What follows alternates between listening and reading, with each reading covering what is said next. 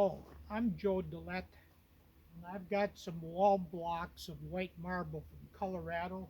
I'm going to be cutting off 1 foot from that end of that block to carve the Blessed Mother for a rosary walk.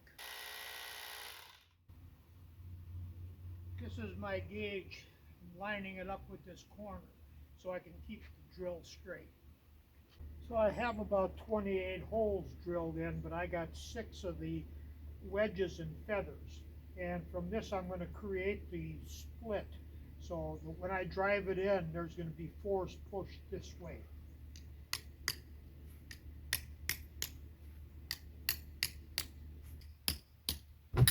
There it is. Yay!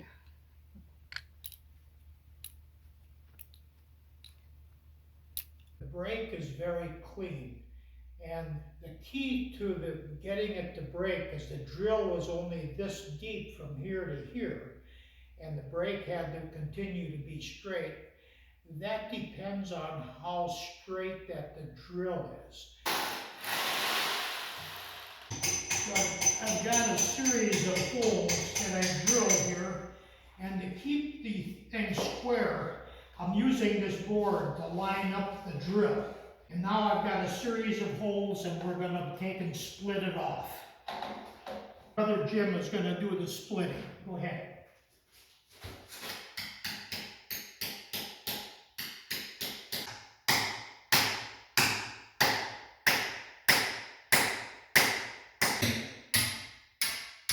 See how the sound changed? And we got a real nice cut right down through the side. This side the same. Yeah. Okay, we got her done. To keep the drill running straight, I have a plumb bob that is swinging here. This is on an arm that I can pivot around, and I can position it where I want to drill.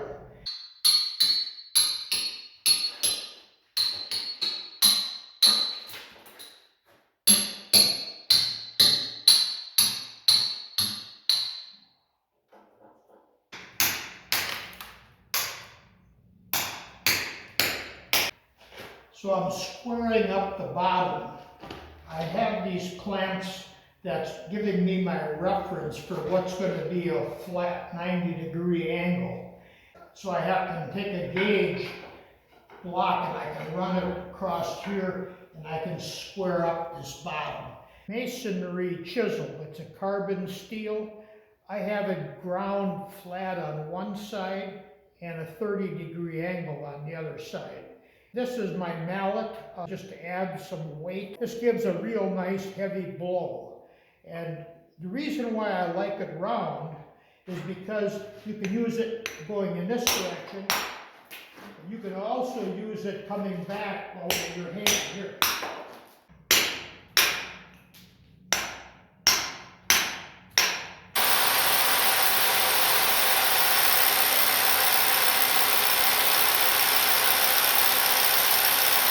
Putting in the mounting holes, I'm going to have 2 mounting holes so it doesn't tip over and it positions correctly.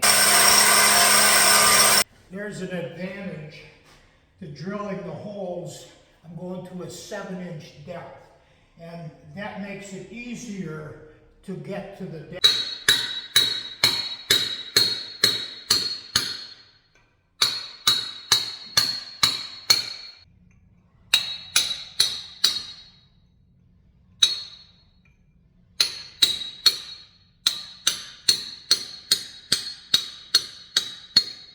Early on, I'm trying to establish my reference point of this spot in her neck right here.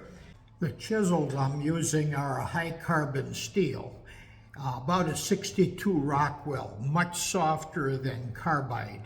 And I have it sharpened like a carpenter's chisel, with having a angle on one side of about 30 degrees and flat on the other.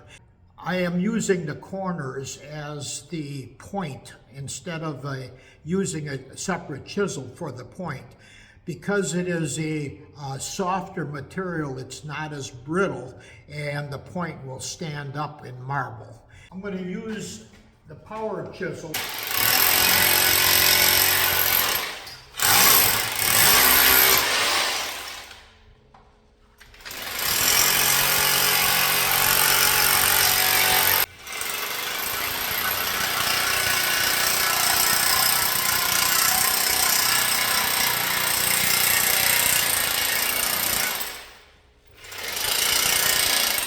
I'm moving the frame back.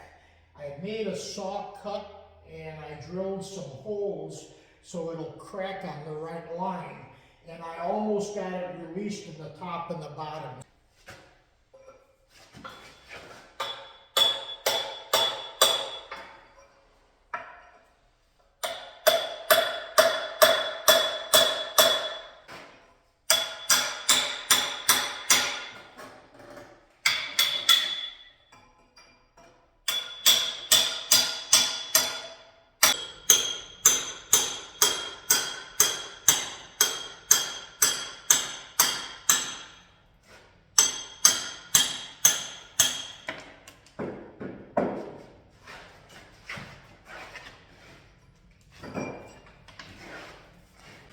Yeah, that was pretty clean.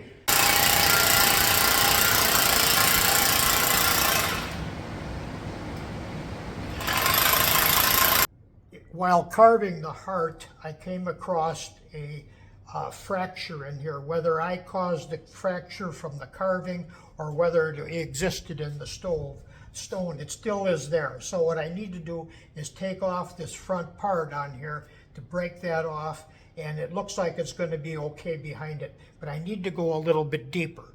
But these are the things you just find in natural stone.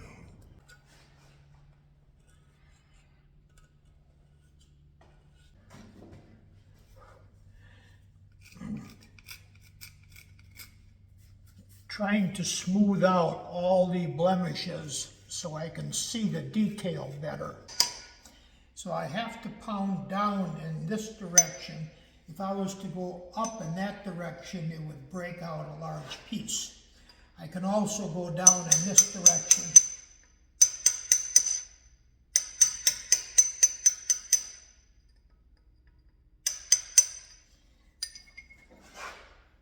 So the knuckles are kind of in that curve, and in this curve right here.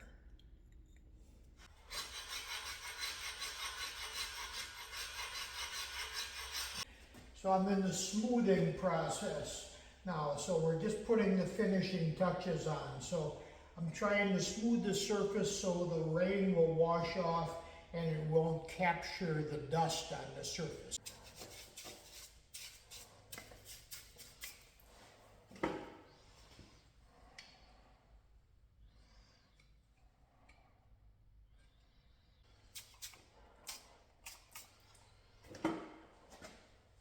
I'm using water to wash the chips out and to be able to see the highlights on this, and trying to get the corners, the tear ducts in the eyes and the pupil. So the chisel I'm using has got a real sharp point on it, and that's what I'm just nibbling and scraping right around that eyeball.